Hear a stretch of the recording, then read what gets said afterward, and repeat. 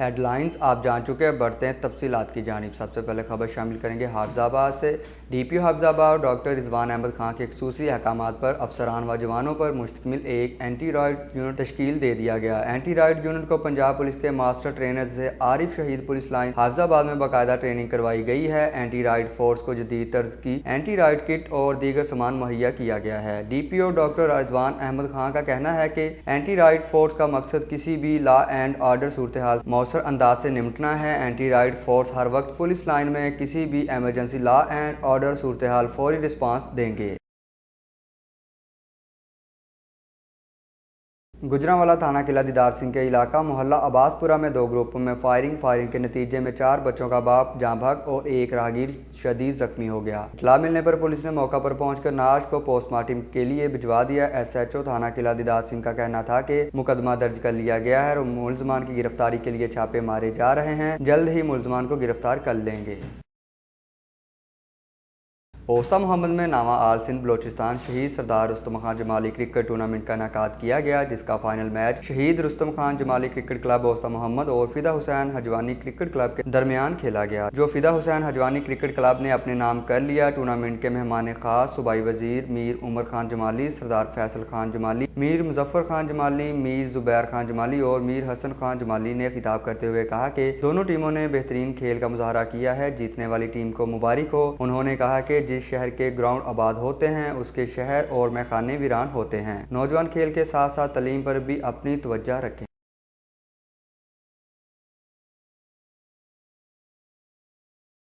چک جمرہ کے تھانہ فیڈمے کے علاقہ میں دیور کی غیرت کے نام پر فائرنگ، ملزم آصف کی فائرنگ سے بھابھی زخمی اور اس کا آشنا جاں بحق ہو گیا۔ ریسکیو نے زخمی کو ہسپتال جبکہ پولیس نے لاش کو پوسٹ مارٹم کے لیے ہسپتال منتقل کر دیا۔ مقتول سفیان زخمی خاتون کا ہمسایہ تھا۔ دیور کو بھابھی کا مقتول کے ساتھ غیر اخلاقی تعلقات کا شبہ تھا۔ موسم بہار کی آمد کے ساتھ ہی ہر طرف رنگ برنگے پھول دلکش نظارے دے رہے ہیں۔ گلاب کا پھول اپنی خوش شکل کے ساتھ ساتھ من پسند خوشبو کی وجہ سے پھولوں کا بادشاہ کہلایا جاتا ہے۔ گلاب کے پھول پر دیکھتے ہیں ہرون آباد سے ارشد علی گوری کی یہ رپورٹ۔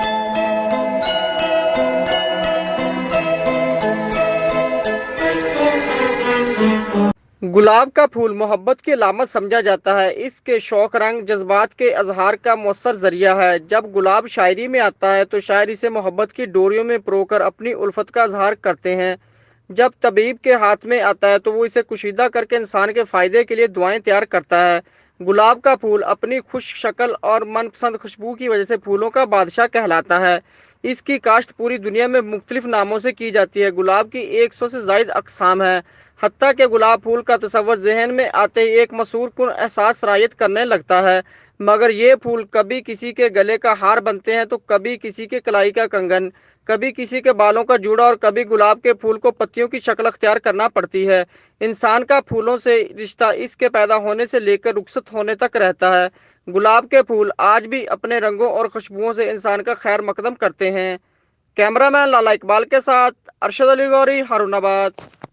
مورو سندھ کے علاقہ کنڈیاری کے رہائشی عبدالغنی بگٹی نے عوامی پریس کلب باندی میں پریس کانفرنس کرتے ہوئے کہا کہ میرے سسر علی نواز بگٹی، میرے چچا یار محمد بگٹی اور شاہ نواز بگٹی کچھ دن قبل زبردستی میری بیوی اور بیٹے کو تشدد کر کے لے گئے ہیں اور اب مجھے بھی جان سے مارنے کی دھمکیاں دے رہے ہیں۔ مجھے خطرہ ہے کہ یہ لوگ مجھے اور میری بیوی اور میرے بیٹے کو قتل کر دیں گے۔ اگر مجھے یا میری بیوی اور میرے بیٹے کو کچھ بھی ہوا تو یہ تینوں افراد ذمہ دار ہوں گے۔ میری بگٹی قبیلے کے معززین اور ایس ایس پی بے نظیر آباد سے اپیل ہے کہ میری بیوی اور بیٹے کو بازیاب کروا کر میرے حوالے کیا جائے اور میرے سسر اور ظالم چچا کے خلاف سخت قانونی کارروائی عمل میں لائی جائے۔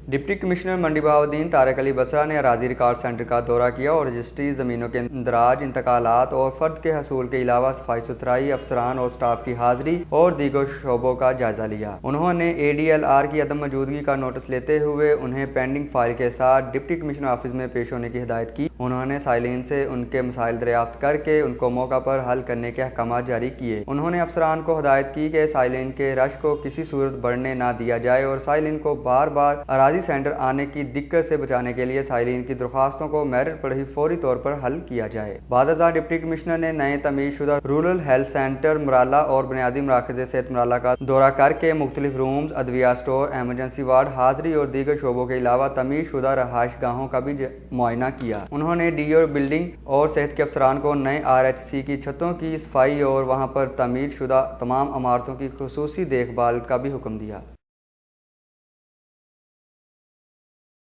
نوشہرہ فروز کے شہر ٹھارو شاہ میں 10 سالہ بچے سے مبینہ بدفعلی کی کوشش۔ بچے کی والدہ نے پولیس تھانے کے باہر احتجاج کرتے ہوئے بتایا کہ اسد ہمارے محلے میں رہتا ہے اور اس نے میرے بیٹے کو پیسوں کا لالچ دے کر اپنی اتاق پر بلایا اور اس کو اپنی ہوس کا نشانہ بنانا چاہا، لیکن بچے کی مزاحمت اور شور مچانے پر اسے آزاد کر دیا۔ مذکورہ بچہ روتا ہوا گھر پہنچا جس پر ہم نے پولیس کو اطلاع دی، مگر پولیس نے ملزم اسد کو گرفتار نہ کیا، جبکہ پولیس سے رابطہ کرنے پر SHO اشرف میمن نے بتایا کہ ملزم کی گرفتاری کے لیے مختلف مقامات پر چھاپے مارے جا رہے ہیں اور جلد ہی اسے گرفتار کر لیا جائے گا۔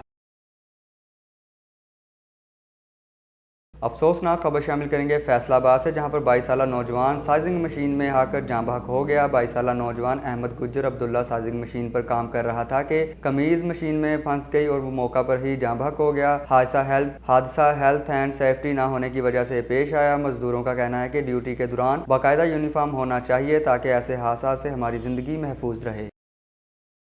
علاقے خبر نامے سے فی الوقت اتنا ہی۔ باخبر رہنے کے لیے دیکھتے رہیے 50 نیوز۔